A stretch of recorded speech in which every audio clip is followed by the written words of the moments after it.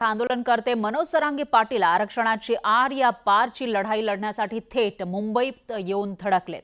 सकाळपासूनच काही नेत्यांनी जरांगेंची आंदोलनस्थळी जाऊन भेट घेतली आहे। पण असं असलं तरी मराठा आरक्षणाच्या मुद्द्यावर बड्या नेत्यांनी एक प्रकारे तोंडावर बांधलेली पट्टी चर्चेचा विषय बनली आहे। मराठा आरक्षणाविषयी कोणाची नेमकी काय भूमिका आहे हे जाणून घेऊयात या स्पेशल रिपोर्टमधून। शरद पवार साहेब, उद्धव ठाकरेजी, हे सगळे नेते, काँग्रेसचे जे पुढारी आहेत, आज एक शब्द बोलायला तयार नाही ना। ज्यांनी एक आम्ही तुम्हाला आरक्षण देऊ म्हणून शड्डू ठोकले होते, ती लोक कुठे राहतात? का गावी पडाले? जे आम्ही दिलं ते जे आज टीका करतायत त्यांनी टिकवलं नाही। आम्ही ज्या दिवशी एकत्रित येईल, अरे तुम्ही आमदार खासदार सोडा, तुम्हाला गावच्या ग्रामपंचायतीचा सरपंच सुद्धा आम्ही होऊ देणार नाही, एवढा काउंट आमचा आहे।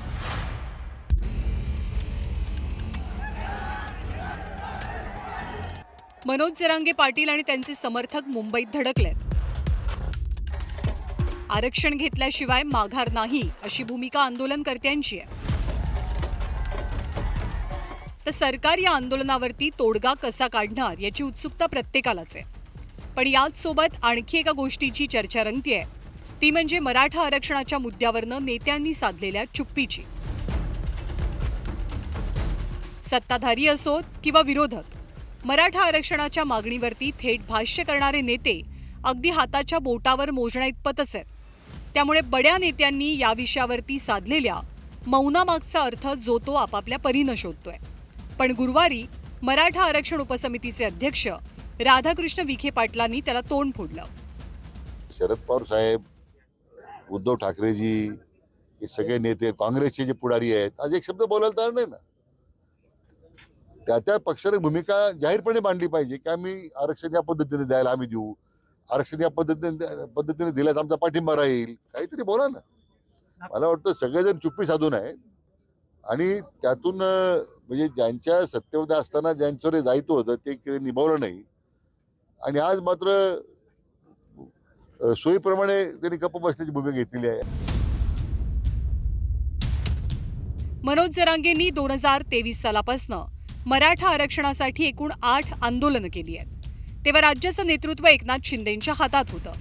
ती आंदोलनं शमवण्यासाठी जी आश्वासनं दिली गेली त्याच्याच पूर्ततेसाठी जरांगे आता आक्रमक झालेत। मनोज जरांगेंच्या आत्ताच्या आंदोलनाच्या पार्श्वभूमीवर एकनाथ शिंदेंनी काहीशी अशी भूमिका घेतली आहे। 10% आरक्षण मराठा समाजाला दिलं, आजही ते आरक्षणाचा लाभ मराठा समाजाला मिळतोय। जे आम्ही दिलं ते जे आज टीका करतायत त्यांनी टिकवलं नाही। त्यांची भूमिका त्यांनी स्पष्ट केली पाहिजे की काय भूमिका आहे तुमची यांच्या आंदोलनावर। आणि जेव्हा आम्ही बैठकीला बोलवतो, जेव्हा मी मुख्यमंत्री असताना, तर बाहेर तर खूप काय बोलतात, समाजाला पाठिंबा आहे, बैठकीला येत नाहीत। ही असली दुटप्पी भूमिका का घेता? जी भूमिका आहे ती स्पष्टपणे घ्या। तर मराठा आरक्षणाच्या मुद्द्यावरनं एकनाथ शिंदेंना कोंडीत पकडण्याचा प्रयत्न केलाय तो माजी मुख्यमंत्री उद्धव ठाकरेंनी। सोबतच ज्यांनी आरक्षणाची आश्वासनं दिली होती त्यांनीच आता समाजाला उत्तर द्यावी तसा टोलाही लगावला। बघा, मी तुम्हाला सांगतो की पूर्ण जबाबदारी सरकारची आहे आणि ज्यांनी एक आम्ही तुम्हाला आरक्षण देऊ म्हणून शड्डू ठोकले होते, ती लोक कुठे राहतात? का गावी पडाले? का नुसती दर्शने घेत चाललेले आहेत? एवढा जनता जनार्दन मुंबईत आल्यानंतर त्यांना सामोरे जाणार, नुसतं घरोघरी काय फिरताय सगळीकडे? उद्धवजी, पण ओबीसी मधनं आरक्षणाची जी मागणी होते आहे या संदर्भात तुमची भूमिका काय? बघा, माझ्या भूमिकेला आता काहीच अर्थ नाहीये। माझं म्हणणं होतं, मी तेव्हा मांडलेलं आहे। अगदी आंतरवेली सराटीमध्ये मी जेव्हा गेलो तेव्हा सुद्धा मी जरांगीच्या समोर उभं राहून मी बोललेलो आहे। आता माझं मत असं आहे की सरकारने हा प्रश्न हाताळला पाहिजे, प्रश्न हा त्यांनी सोडवला पाहिजे। 10 जणांना त्यांच्या भूमिका विचारण्यापेक्षा तुम्ही आणि थेट आंदोलक बोला ना।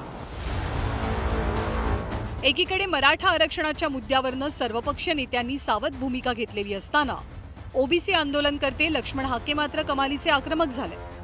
मुख्यमंत्र्यांनी ओबीसीचं आरक्षण टिकवावं, संविधानाच्या कायद्याप्रमाणे वागावं राहावं आणि जर कोणी 10%ला बळी पडले तर 50%चा हाबडा काय असतो हे इथल्या सत्ताधाऱ्यांना, विरोधकांना, आमदारांना, खासदारांना दाखवतो। आम्ही ज्या दिवशी एकत्रित येईल, अरे तुम्ही आमदार खासदार सोडा, तुम्हाला गावच्या ग्रामपंचायतीचा सरपंच सुद्धा आम्ही होऊ देणार नाही, एवढा काउंट आमचा आहे।